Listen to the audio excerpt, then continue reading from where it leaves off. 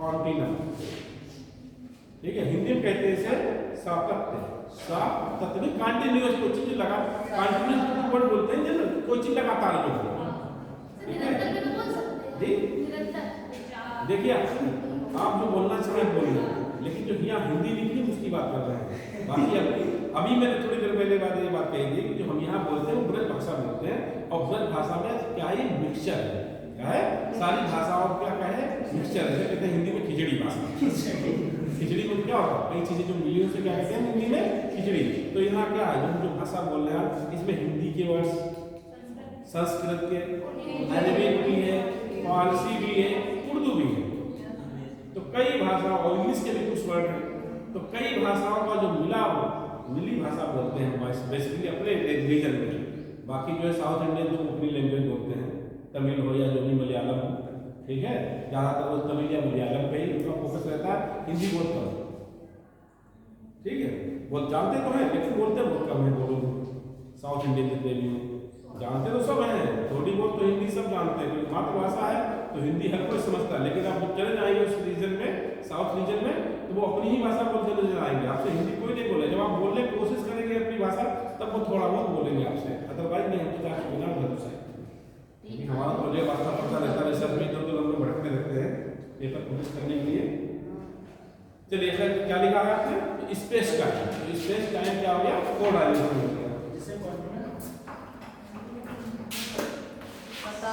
कोई टाइमिंग नहीं है।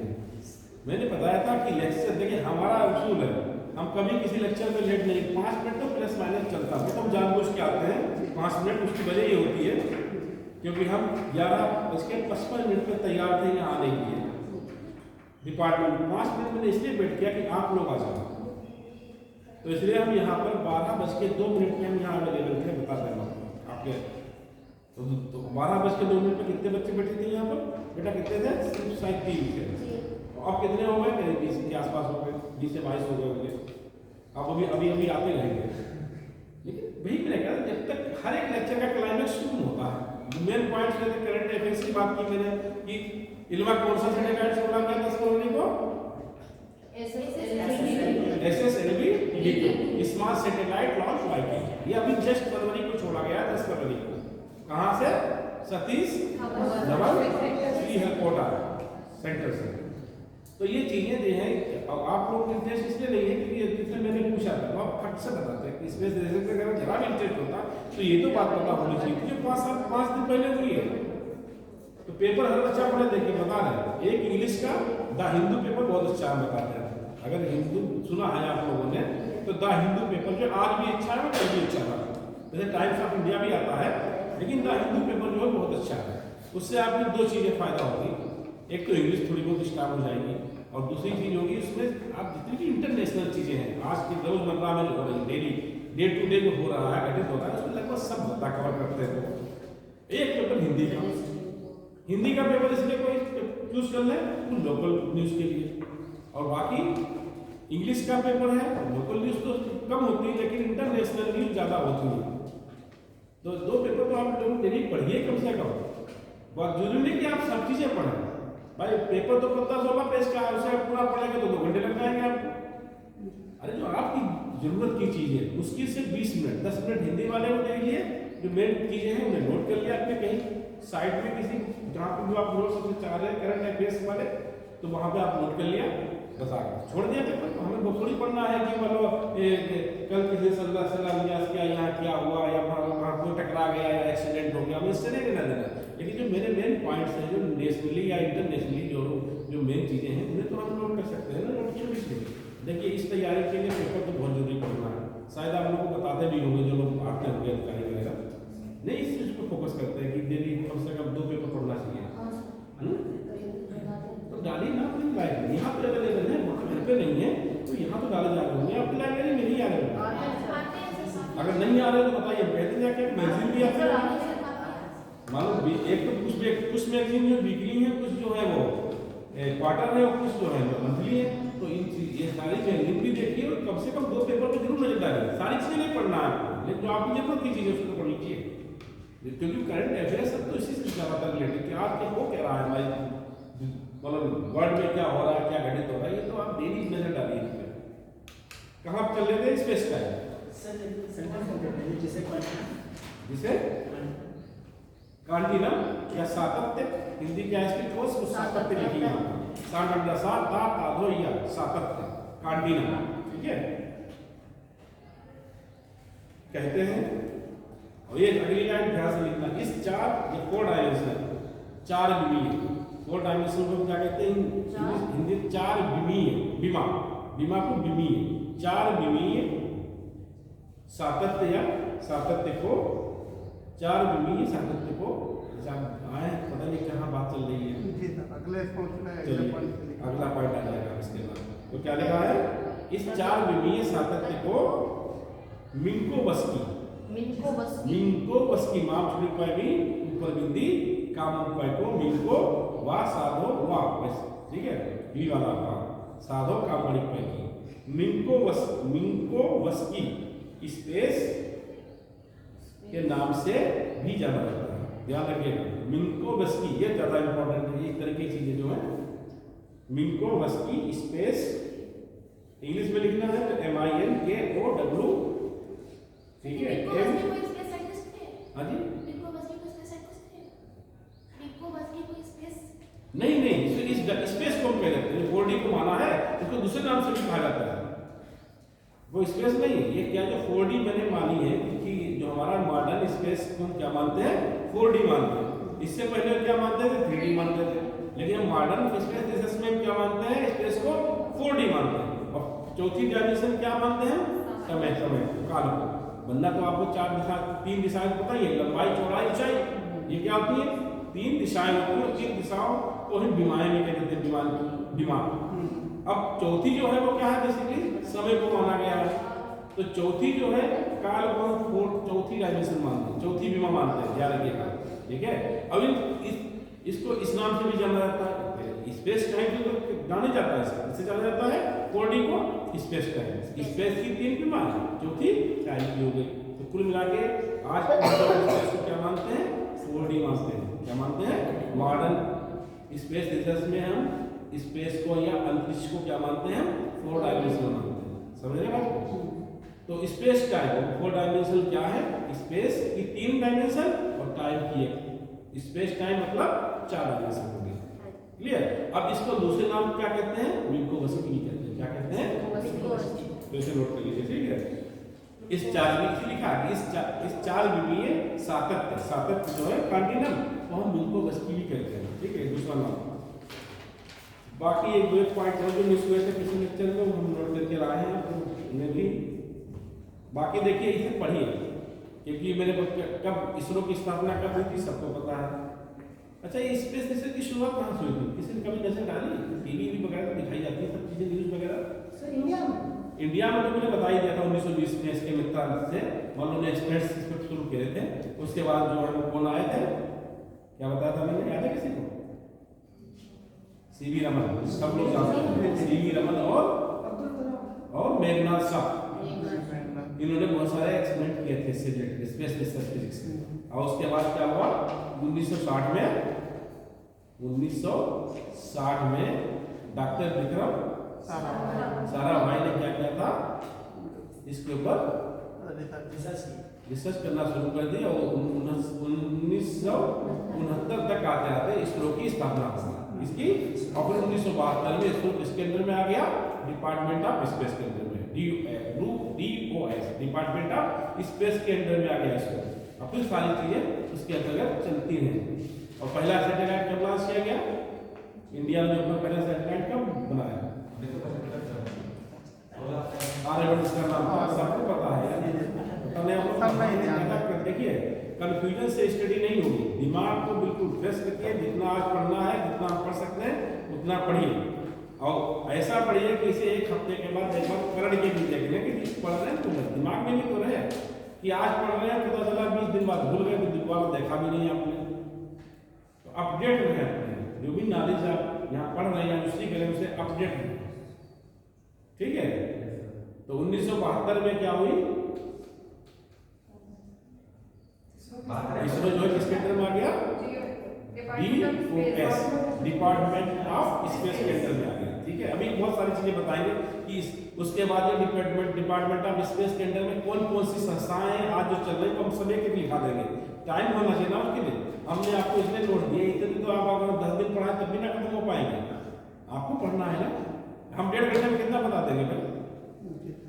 कल लास्ट लेक्चर है मेरा, इससे लेकर 4 लेक्चर तो है स्पेस फिजिक्स के, 2 पिछले दे दिए, कल लास्ट है, तो अपने आप पढ़िए ना, इसीलिए तुमने डलवाया था ना इसे। क्योंकि अगर आप पढ़ सकते हैं, अगर आप 2-2 घंटे 3-4 दिन पढ़ लेते तो पूरे नोट्स पढ़ लेंगे।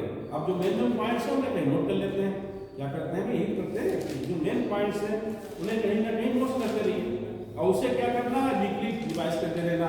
ये एक हफ्ते में जब बैठे पढ़ना नहीं है, सिर्फ पलटा देख लिया, पलटा देख लिया, पढ़ेंगे कहाँ तक आप?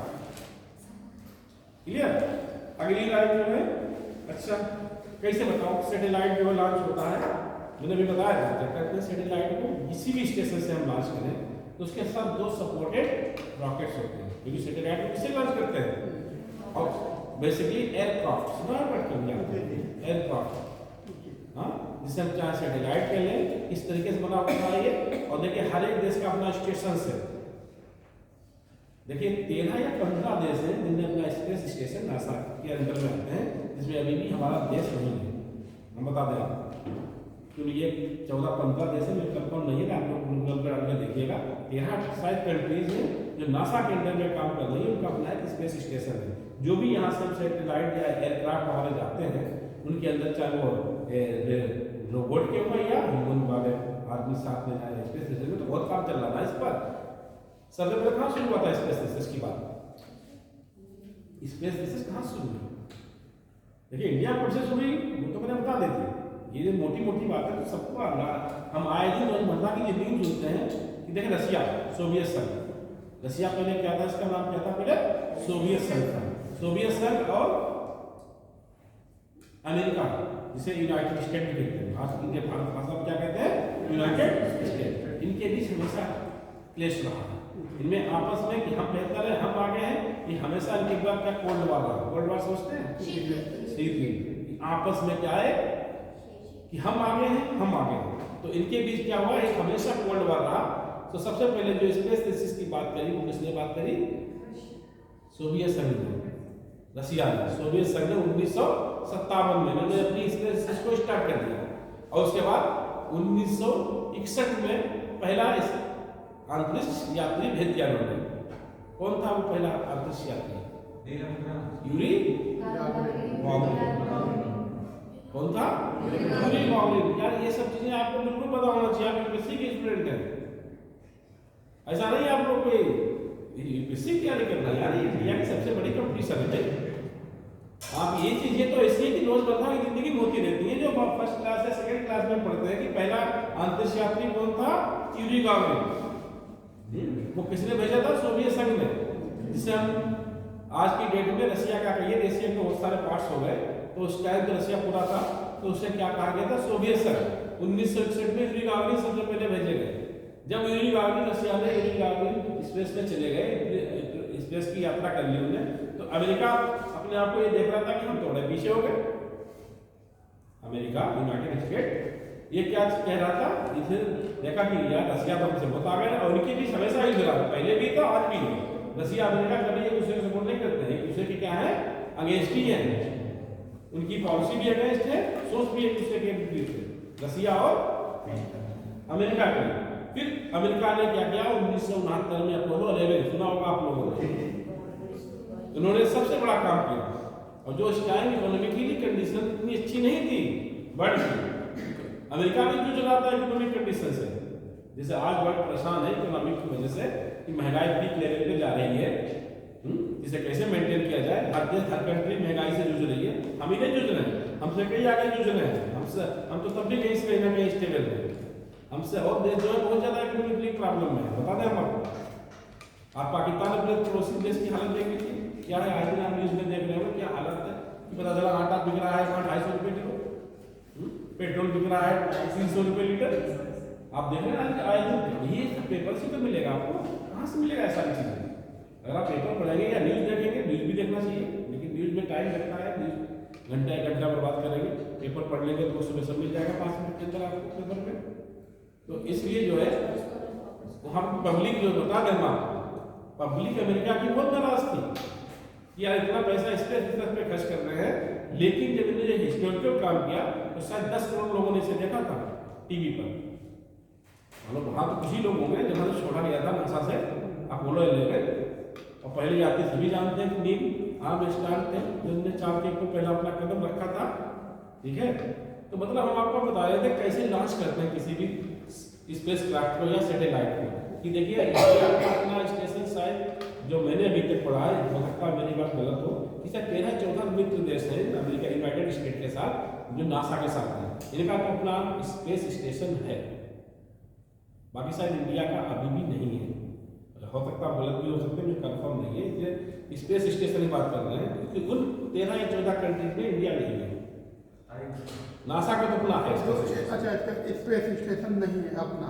हाँ, मतलब वो 13-14 देश की एक मतलब कम है, एक मतलब क्या कहना चाहिए आपस में 13-14 देशों की वो है संगठन है, उसमें इंडिया नहीं है। हम आपको बता ध्यान रखिएगा इस चीज को।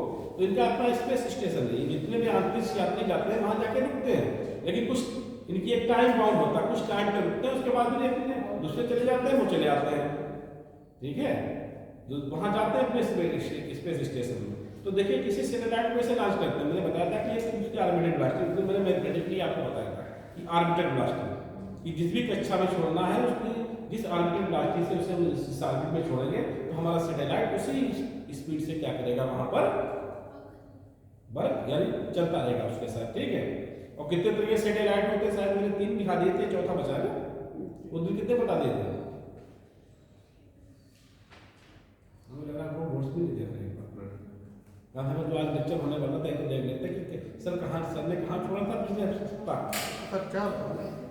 हाँ, लियो बताया था, लियो फिर उसके बाद सन सिंक्रोनिस, उसके बाद जियो स्टेशनरी या जियो सिंक्रोनिस, जियो स्टेशनरी बताया था, जियो सिंक्रोनिस स्टेशनरी बताया, जियो सिंक्रोनिस बताया। अभी जियो स्टेशनरी बाकी है, या बाकी है जियो स्टेशनरी। फर्क बताया था मतलब जियो सिंक्रोनिस तो जियो स्टेशनरी। अर्थ हमारी कैसी है बोलो, कैसा हम मानते हैं, फ्लैट कैसी है, दीर्घ बोलो कैसी है, इसका आकार अंडाकार है। तो ये इक्वेटर पे कैसी होती है, इक्वेटर पे कैसी मानते हैं, बल्क मानते हैं या फ्लैट मानते हैं, बल्क होती है। ठीक है, और इक्वेटर पे कैसी होती है, फ्लैट होती है। ठीक है, कैसी होती है, ये फ्लैट होती है। पोल्स पे कैसी होती है, बल्क टाइप की होती है, और इक्वेटर पे कैसी होती है, प्लेन होती है। ठीक है, थोड़ा सा यार तुमने लगा इस टॉपिक में मुझे इंटरेस्ट ले लेते, वरना ये होता ना कि इतनी फिजिक्स तो पढ़ाई नहीं मैंने कोई ना, मैथमेटिक्स पढ़ाई। अगर मैथमेटिक्स में जाते तो आप लोग इतने भी नहीं याद रखते, क्योंकि मैथमेटिक्स में जो है सिर्फ हमने आपको टेक्निकल वर्ड्स बताए, टेक्नोलॉजी जो इसमें हल्की फुल्की इस्तेमाल की जा रही है सैटेलाइट में, जो आपके लेवल की है वो मैंने आपको बता दी। रिसर्च की बात ही नहीं करी कहीं पे जाके, बहुत ज़्यादा मैथमेटिकल टर्म भी नहीं मैंने आपको बताया, वो टर्म बताया जो आपके यूजेबल है, जो आपके। अच्छा आप सुन लीजिए, क्या करते हैं जब कोई भी सैटेलाइट या स्पेस क्राफ्ट हम स्पेस में ले जाते हैं, उसमें 2 सपोर्टेड रॉकेट होते हैं। क्या होते हैं, 2 सपोर्टेड रॉकेट होते हैं जो क्या करते हैं, अर्थ सरफेस से उन्हें उठाने का काम करते हैं। और ये किसके ऊपर डिपेंड करते हैं, Newton's third law of motion. किसके ऊपर बेस्ड है ये, Newton's third law of motion. सबको पता है Newton third law of motion क्या होता है, क्रिया प्रतिक्रिया का नियम कहते हैं। सुन लीजिए, इसलिए हमने पूछा था, ये बता चुके हम आप लोगों को। जब जनरल साइंस के मैंने कुछ क्लास लिए थे तो उसमें मैंने सब चीजें बताई थी, लॉज ऑफ मोशन वगैरह की, distance, displacement, laws of motion, gravitation, हाँ इस सब बताया था मैंने। तो न्यूटन थर्ड लॉ भी वहाँ आया था। न्यूटन थर्ड लॉ क्या कहते हैं हिंदी में, क्रिया प्रतिक्रिया का नियम। Every action there is a equal and opposite reaction, every action there is a equal and opposite reaction. मतलब इसका क्या समझ लीजिए कि जब हम किसी के ऊपर क्रिया करते हैं तो वो बस उतनी ही प्रतिक्रिया दूसरी दिशा में करती है। जैसे फॉर एग्जाम्पल है ये बेटा, आपने बल्ब वाला एग्जांपल दिया, कौन सा बल्ब वाला, बल्ब को यहाँ आएगा ही नहीं। नहीं सर, आपने कहा था सूर्य से प्रकाश आता है, फिर वो कहता है क्रिया। हाँ वो अलग की चीज है, वो दूसरी चीज पे आप चलेंगे, ठीक है। ये क्रिया प्रतिक्रिया नियम क्या है? जैसे फॉर एग्जाम्पल है कि जैसे बोर्ड के ऊपर हम अब थोड़ी देर अर्थ में मान लीजिए खड़े हैं, हम चलते हैं किसी में फ्लेक्शन की वजह से, अगर हमारे बेड को ये अर्थ प्रतिक्रिया ना करे, कि हमारा बेड जो है, बेड फ्लेक्शन की बात है, आप समझ लीजिए कि जहां पे मालूम 10 न्यूटन का फोर्स लगाया, फोर्स की यूनिट क्या होती है? न्यूटन बताई थी आप लोगों को शायद उस टाइम कितने लोग बच्चे क्लास में थे, मुझे नहीं पता, आई डोंट नो, लेकिन ये सब बताया था मैंने, लेकिन आपने कभी उसे देखा ही नहीं दोबारा पढ़ के। अगर एक बार भी नोट्स को आप वीकली या मंथली ही देख लेते हैं पढ़ के, तो आपको मेमोराइज याद रहता, आपके दिमाग में कहीं पड़ा होता है कि क्रिया प्रतिक्रिया के नियम क्या है। जैसे फॉर एग्जाम्पल ये समझ लीजिए, ये क्या है? बोर्ड है। अगर इसके ऊपर हम फोर्स लगा रहे हैं, यानी एक्शन कर रहे हैं, क्रिया मतलब क्या होता है? एक्शन। तो मतलब मैंने यहाँ फोर्स लगाया, ठीक है, अगर ये बोर्ड भी उतना ही फोर्स मेरे ऊपर ना लगाए तो क्या होगा? डिस्प्लेस हो जाएगा, विस्थापित हो जाएगा, ये बताई थी मैंने बात। तो क्रिया मतलब क्रिया प्रतिक्रिया का मतलब कि हम क्रिया कहीं करते हैं तो दूसरी बॉडी भी उतनी ही प्रतिक्रिया अपोजिट डायरेक्शन में विपरीत दिशा में करती है, ठीक है। तो यहाँ होता क्या है? जब रॉकेट हमारा जो है, तो सपोर्टेड जो रॉकेट होते हैं, आप देखो जब रॉकेट चलता है तो उसके नीचे पीछे बहुत सारे क्या होता है? धुआं टाइप का लगता है। तो वो क्या करता है? इतना हमें फोर्स प्रोवाइड कर देता है जिससे हमारा रॉकेट क्या हो कि एक्शन हुआ और उस एक्शन से क्या हुआ? रिएक्शन हुआ। तो क्या करता है? वो रॉकेट हमारा ऊपर के लिए उठता है। इस तरीके से मान लो साइंटिस्ट लोग उसे बनाते हैं सपोर्टेड रॉकेट को। तो सपोर्टेड रॉकेट का काम क्या होता है? उसे अर्थ सरफेस से ऊपर उठा देता है, ठीक है। और फिर ये बहुत स्पीड से चलते हैं, आपको भी पता है मशीन। फिर क्या होता है इसमें? अगर आज जाके सब लोग इस वीडियो को देखना जाके यूट्यूब पे पड़े हुए बहुत सारे वीडियो कि हाउ टू लॉन्च रॉकेट, कि कैसे रॉकेट को हम सैटेलाइट को लॉन्च करते हैं, कि रॉकेट की हेल्प से करते हैं। तो 2 सपोर्टेड रॉकेट होते हैं, एक मेन रॉकेट लगा होता है उसमें, और बाकी उसके सबसे आगे जो होता है वो हमारा स्पेस क्राफ्ट होता है, जहाँ पर हमारे जो अंतरिक्ष यात्री बैठे होते हैं वो बेसिकली सबसे आगे होते हैं। आज जाके इस वीडियो को जरूर देखिएगा कि जो चीजें देखने से आपको सब हम बता तो रहे हैं, कितनी याद रहेगी वो तो आपकी मेमोरी के ऊपर डिपेंड करता है, लेकिन जो अपनी आंखों से खुद देखेंगे ना इसे, तो एक बार देख लेंगे तो आपके चीजें सब दिमाग में आ जाएंगी। तो 2 सपोर्टेड रॉकेट होते हैं और एक मेन रॉकेट होता है। सबसे आगे जो होता है हमारा स्पेस क्राफ्ट होता है, जो स्पेस में मुझे ले जाना है। तो सपोर्टेड रॉकेट जो होते हैं वो क्या करते हैं? अर्थ सरफेस से रिएक्शन। इसके ऊपर मैं ये ध्यान रखिएगा, ये क्वेश्चन आ सकता है आपका कि जो रॉकेट है वो जो अर्थ सरफेस किस प्रिंसिपल के काम, किस प्रिंसिपल पे आधारित है या किस प्रिंसिपल पे काम करते हैं? वो न्यूटन के तृतीय नियम, थर्ड लॉ के फॉर्म में। ये बहुत ठीक कर लीजिए कि जो अर्थ सरफेस से किसी भी स्पेस क्राफ्ट को हम लॉन्च करते हैं तो उस पर जो रॉकेट है वो किस बेस पे काम करते हैं? न्यूटन के तृतीय नियम। ये कहीं नोट कर लीजिए। और सर जो ग्रह जो स्थापित होते हैं, तो जो ग्रेविटेशनल फोर्स पृथ्वी के ऊपर जो लग रहा है, इसके ऊपर तो स्थापित होते हैं या नीचे ही? क्या चीज? जैसे पृथ्वी का गुरुत्वाकर्षण जहाँ तक है, इसके गुरुत्वाकर्षण के ऊपर जो स्पेस, देखिए स्पेस के मतलब जहाँ देर नो ग्रेविटी, जहाँ पर कोई ग्रेविटी नहीं होती जी, कि ऐसी जगह पे जहाँ बैलेंस है, ग्रेविटी वहाँ है ही नहीं स्पेस के अंदर। क्या है? अगर आप कोई भी यात्री से आते वहाँ जाएगा तो तैरता हुआ नजर आएगा हवा में, जैसे हवा में लोग तैरते हुए नजर चीजें आती हैं, तो वहाँ जिस पोजीशन में वैसी पोजीशन पर रहेगा, तो उसको अब तैरने के लिए वहाँ फोर्स चाहिए। तो फोर्स तो वहाँ क्या कहें, वहाँ कोई चीज़ जब है ही नहीं स्पेस में, तो वहाँ पर क्या होता है जो हमारी प्लेन वगैरह है, प्लेन जैसे मोशन करते हैं, जो स्पेस क्राफ्ट होता है तो उसका खुद अपना इंजन होता है जो वहाँ बस करता है, जिससे हमारे अंतरिक्ष यात्री स्पेस क्राफ्ट में बैठ के वहाँ क्या करते हैं? मोशन करते हैं, सफर करते हैं, जिसे कहना चाहिए।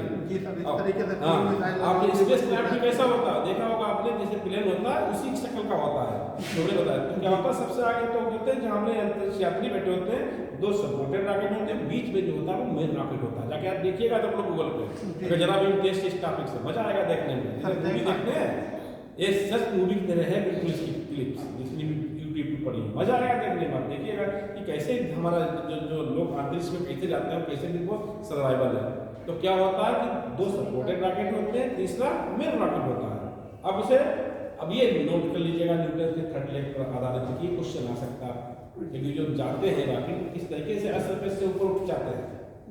हाँ, और पर इससे उठते हैं वो न्यूटन के थर्ड लॉ के क्रिया होती है, उसकी प्रतिक्रिया होती है। जितनी ज्यादा प्रेशर पड़ेगा जहाँ से छोड़ा जाता है स्टेशन से, उतनी ही स्पीड से वो क्या होता है ऊपर उठता चला जाता है। Yes sir. सपोर्टेड रॉकेट क्या करते हैं, उसे उठा दिया, एटमॉस्फेयर से बाहर कर दिया, ठीक है। और उसके बाद मेन रॉकेट क्या करता है, उसे जिस ऑर्बिट में छोड़ना होता है या जहाँ पर भी स्पेस में जहाँ पर भी जाना हो हमें होता है, जहाँ पर हमें स्पेस यात्री को या अंतरिक्ष यात्री को, तो मेन रॉकेट क्या करता है, उसे उस कक्षा में ले जाके छोड़ देता है। कंट्रोल कैसे होता है? हाँ जी, रॉकेट कंट्रोल कैसे होता है? रॉकेट कंट्रोल कैसे होता है? कंट्रोल यहाँ से करते हैं बैठ के, जहाँ स्टेशन है हमारा। आप देखेंगे आप किसी चीज को तो बता रहे हैं, वीडियो देखोगे ना तो ज्यादा क्लियर हो जाएगा कि जो हमारा स्पेस स्टेशन है वहाँ पर भी पूरी एक टीम बैठी हुई थी साइंटिस्ट की, कि किसे क्या देखना है, वो सब कंट्रोल कहाँ से होता है, स्टेशन से।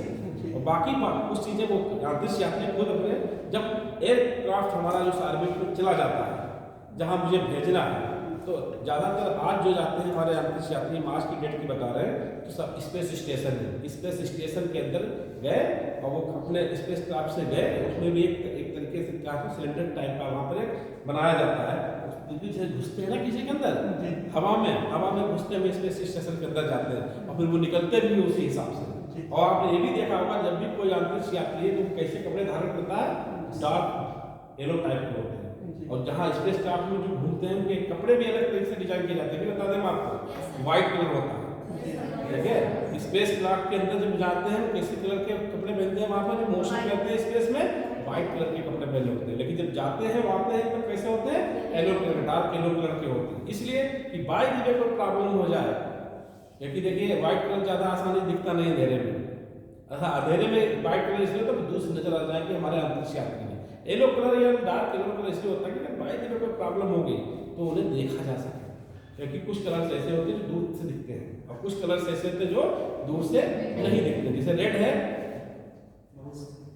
सबसे ज्यादा कौन सा दिखता है, रेड, इसलिए जितने भी सिग्नल्स हैं वो रेड कलर के क्यों बनाए जाते हैं, तो दूर से ही मुझे दिख जाए, क्योंकि स्पेस में अंधेरा, तो अंधेरे में कंट्रास्ट क्या है अंधेरे का, डार्क का, ब्लैक का कंट्रास्ट क्या है, व्हाइट है, तो इसलिए वहां पर व्हाइट कपड़े पहनते थे, इजीली वहां पर एक दूसरे को क्या करें वो देख लें, कंट्रास्ट वाली चीजें भी दिखाई पड़ती हैं, ठीक है। तो होता क्या है कि मेन रॉकेट जो होता है उसे उसकी कक्षा में छोड़ देता है, ठीक है। अब आते कैसे वापस से, भाई रॉकेट ने पहुंचा तो दिया, भाई रॉकेट का काम क्या है, उसने लॉन्च कर दिया सैटेलाइट को, कि सैटेलाइट या मेरा जो स्पेस क्राफ्ट है वो पहुंच गया है जहां जाना था स्टेशन तक, या किसी भी सैटेलाइट छोड़ा जिस ऑर्बिट में छोड़ना था उसे छोड़ दिया, ठीक है। और उसके बाद रॉकेट क्या होता है, ये जाते हैं, ये क्या होता है, खत्म हो जाते हैं, जल जाते हैं, या इनका फ्यूल खत्म होता है, अपने आप ही वहां पर क्या होते हैं, वापस नहीं आते हैं। तो रॉकेट का काम होता है पहुंचा देते हैं। अब तक की जो टेक्नोलॉजी बता रहे हैं उसमें क्या है, रॉकेट जो है वो पहुंचा तो देता है, जाके वहां पर नष्ट हो जाते हैं, क्या हो जाते हैं, जहां जिसे छोड़ना, चाहे सैटेलाइट छोड़ा है, चाहे मानव रहित है, या फिर वो रोबोट वाले रोबोट भी तो भेज जाते हैं ना उसमें इंफॉर्मेशन लेने के लिए स्पेस की, या तो रोबोट होते हैं रोबोट, या फिर इंसान जाते हैं स्पेस में। तो अब तो एक तरीके से घर बन गया स्पेस में, या लोग जाते हैं वहाँ 6 महीने रहे, उसके बाद फिर चले आए स्पेस में, फिर रहना से रहता आसान तो है नहीं, क्योंकि वहाँ ट्रांसफर तो है नहीं, ये भी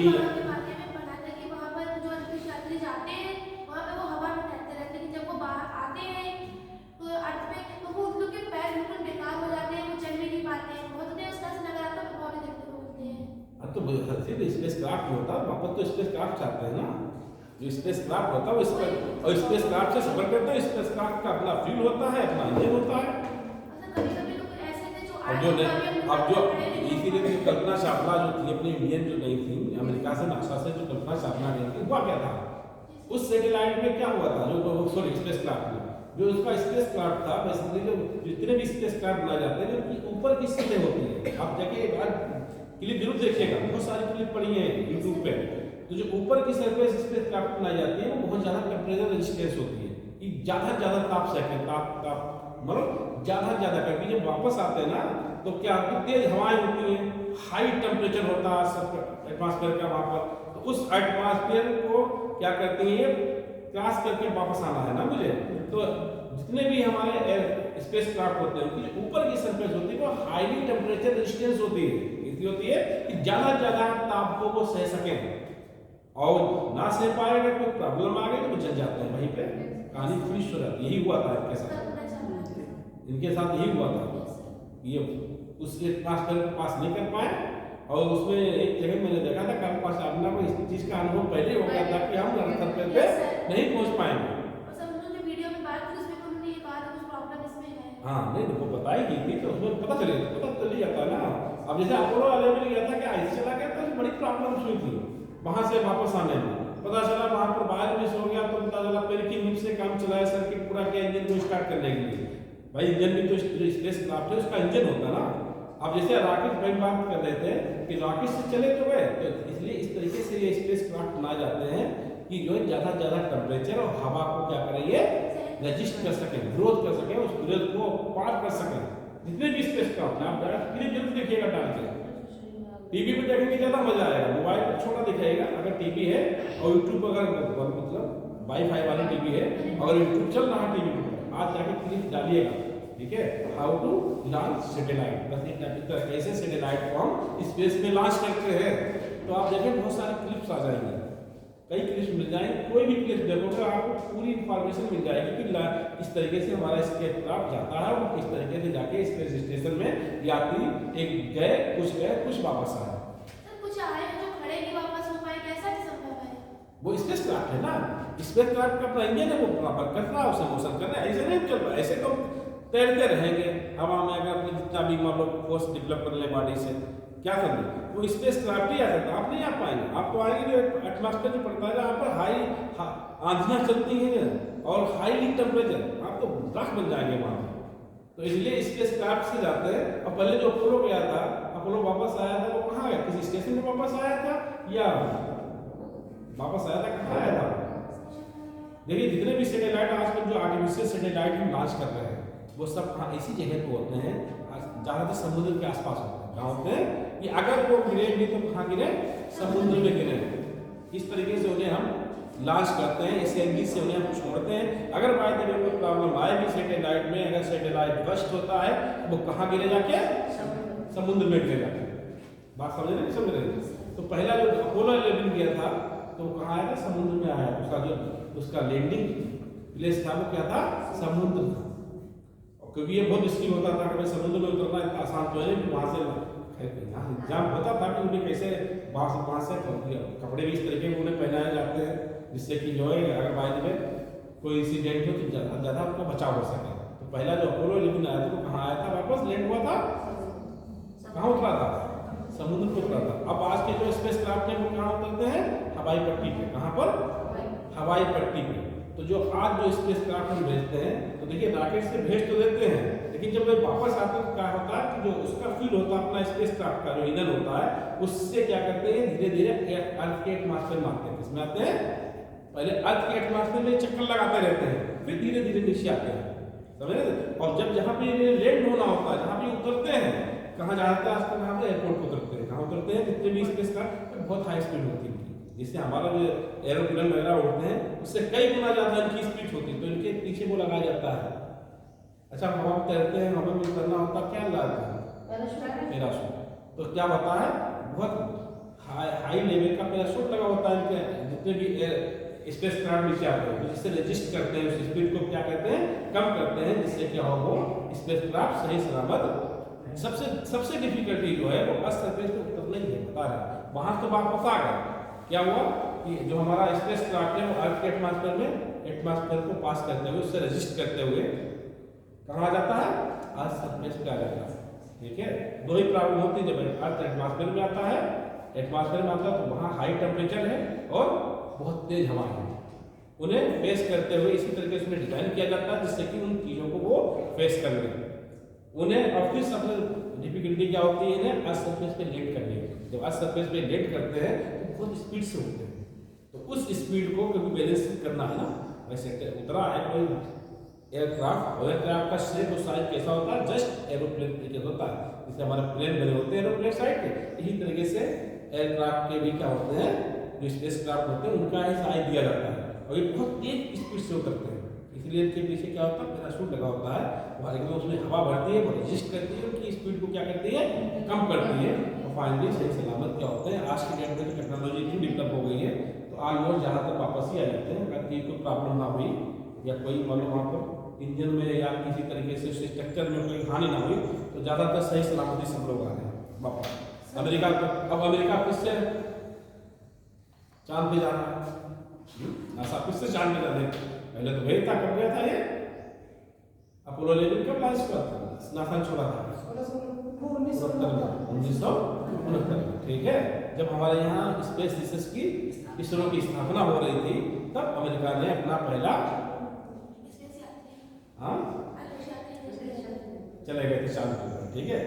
तो ये इसलिए कह रहे थे रशिया को ने नीचा दिखाना, और बहुत सारा पैसा भी उसने लगाया था। एक साथ 10,000 करोड़ देखा था, कितने लोगों ने 10,000 करोड़ लोगों ने देखा था जब इन्हें ये काम किया था 1969 में।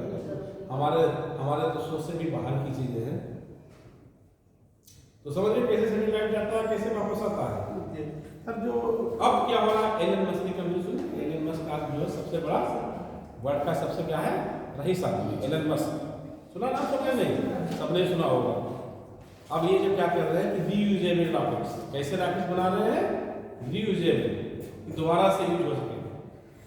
जैसे अभी तक जो रॉकेट जाते हैं उनका क्या हाल है, वो तो वही नष्ट हो जाते हैं या नष्ट हो जाते हैं। अब जो है वो क्या होते हैं, दोबारा से ऐसे रॉकेट बनाए जा रहे हैं अंतरिक्ष में भेजने के लिए कि दोबारा से भी यूज हो सके, कि वो वापस आ जाए सही से। सर जो स्पेस क्राफ्ट को वहाँ या सैटेलाइट को वहाँ पर छोड़ दें और फिर वो दोबारा से वापस आ जाए। इसके ऊपर कौन काम कर रहा है, हमारे इंडिया में भी काम कर रहे हैं हमारे साइंटिस्ट लोग।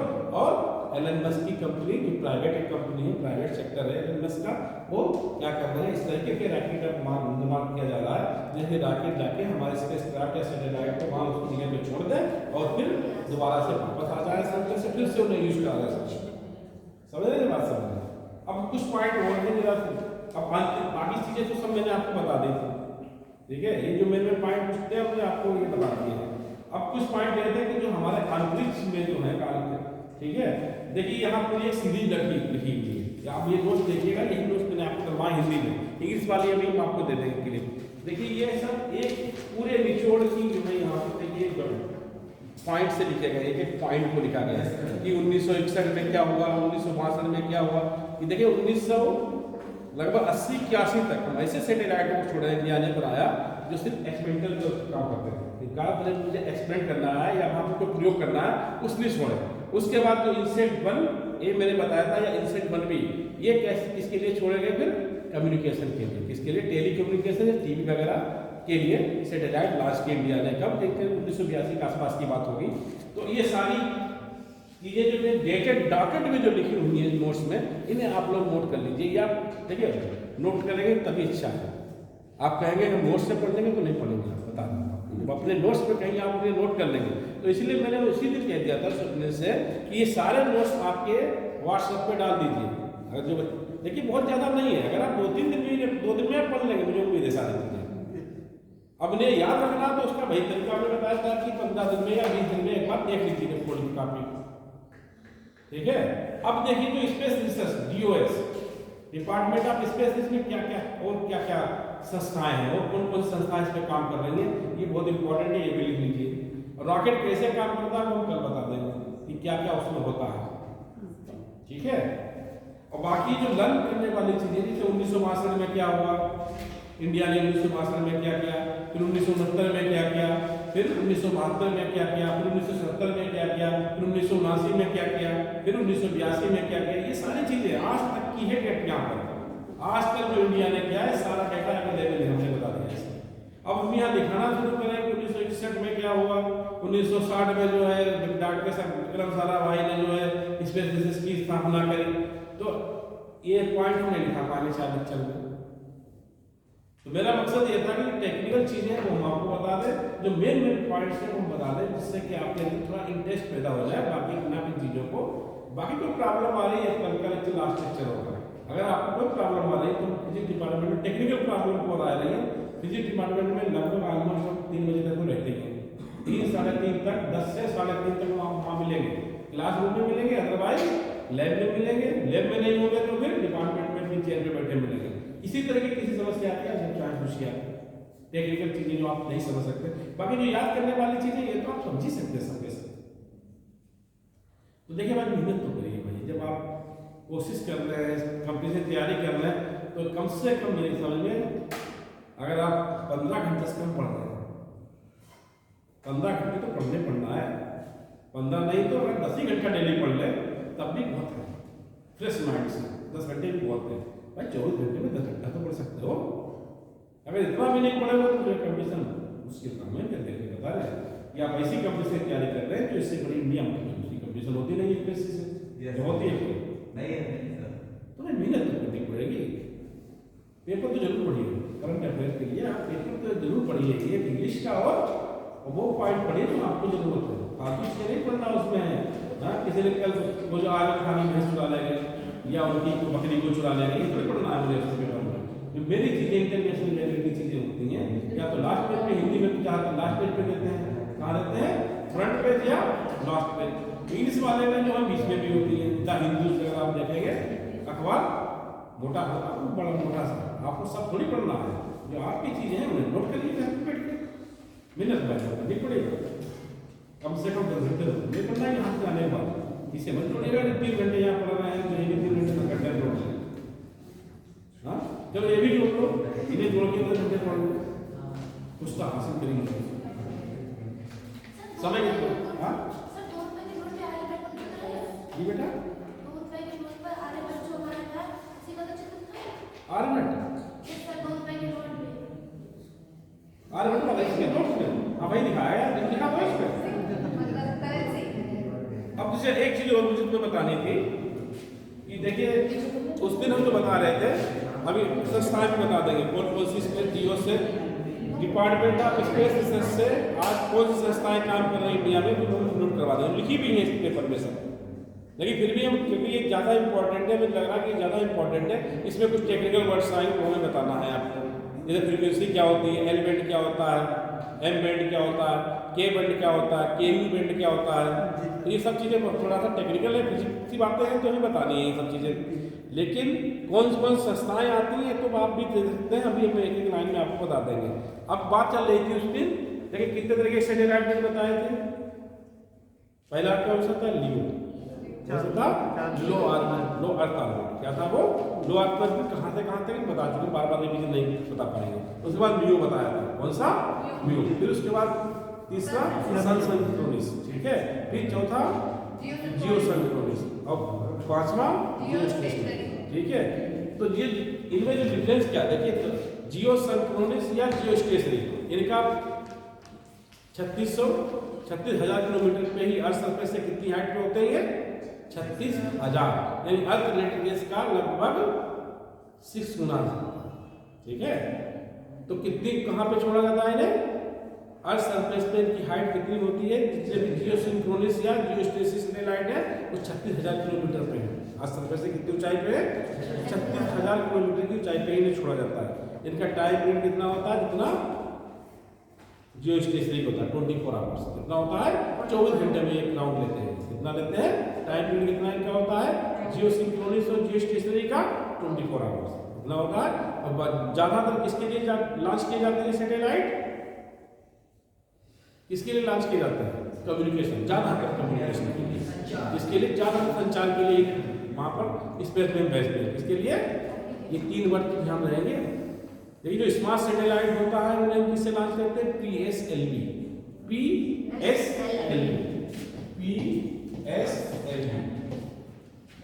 पोलर, इसकी फुल फॉर्म लिखना आप लिख लीजिए, पोलर सैटेलाइट लॉन्च व्हीकल, ठीक है। पोलर सैटेलाइट, ये जितने स्मार्ट सैटेलाइट होते हैं वो किससे छोड़े जाते हैं, इससे छोड़े जाते हैं, ये क्या है लॉन्च व्हीकल, ठीक है। उसके बाद जो बड़े हैं, ठीक है, टनों के वेट के होते हैं, टनों वेट होता है, कई टनों वेट होता है, उन्हें किससे छोड़ते हैं, GSL, जियो सिंक्रोनस, क्या इसके मतलब है, GS लिखी है सबकी, अभी नोट्स में भी लिखी है जो मेरे डाल रखे हैं, आप उनसे भी देख सकते हैं कि स्पेलिंग वगैरह गलती होने के चांस यहाँ पर है, स्पेलिंग तो हम नहीं बताएंगे किसी स्टूडेंट को, ठीक है। तो इसे क्या कहते हैं, जियो सिंक्रोनस सैटेलाइट लॉन्च व्हीकल। तो ज्यादातर यही लॉन्च व्हीकल से PSLV जो है वो किसके लिए इस्तेमाल करते हैं हम, स्मॉल सैटेलाइट के लिए, और बड़े बड़े सैटेलाइट को के लिए क्या इस्तेमाल करते हैं? GSM। और उसका पर्पज ही ज़्यादातर सैटेलाइट खोलने का पर्पज क्या है? कम्युनिकेशन। ठीक है, एक इंटरनेशनल रिमोट सेंसिंग भी होता है, जिससे हम क्या करते हैं, वहाँ का डाटा लेते हैं एटमॉस्फेयर वगैरह का। कौन सी जो रिमोट सेंसिंग सैटेलाइट होते हैं उनका काम क्या होता है? वहाँ पर डेटा कलेक्ट करना। IRS, international remote sensing satellite. ठीक है, उनका काम होता है ज़्यादातर वहाँ जहाँ पर जो छोड़ा जाता है, जहाँ पर भी लॉन्च किया जाता है, उसका मतलब होता है कि वहाँ का डाटा कलेक्ट करना, और उससे क्या करते हैं? ज़्यादा से ज़्यादा रिसर्च करते हैं। ठीक है, और कौन सी बात क्या टाइम है? 5 मिनट बचे हैं। अब कल जो मुझे बताना है, ये तो हो गए सारे सैटेलाइट, हो गए चालू, सारे सैटेलाइट चालू हो गए। ठीक है, चलिए अब नए लेक्चर वाले लेक्चर आ गए हैं, तो हम आपको छोड़ देते हैं। कल का लास्ट लेक्चर है, पढ़ के आइएगा। कल स्पेस एसएस से रिलेटेड क्या है? लास्ट लेक्चर है, और उसमें मेल में कुछ चीज़ें छूटी हैं, वो हम बता देंगे जो साइड में चीज़ें। बाकी याद करने वाली चीज़ें सारी पूरी लिस्ट पड़ी हुई है, आप इसे पढ़ लीजिए। बाकी तो जी बेटा रेडार, रेडार यहाँ क्या है? तो स्पेस पढ़ाना है, पहले रेडार के लिए अलग लेक्चर चाहिए। रेडार है या फिर जो है रेडार की हाई कोर्स में क्या स्पेस में तो नहीं, रेडार की बात डिफेंस टेक्नोलॉजी को पढ़ाएगा कोई ना कोई, अगर आएगा तो पूरा फिर उसका पूरा प्रोसेस है रेडार का। ठीक है, तो अभी यही पूरा करने वाले लेक्चर में तो ज़्यादा है, लेकिन उसके लिए एक थोड़ा बहुत आप लोग पढ़ के आएंगे सब चीज़ों को। ठीक है,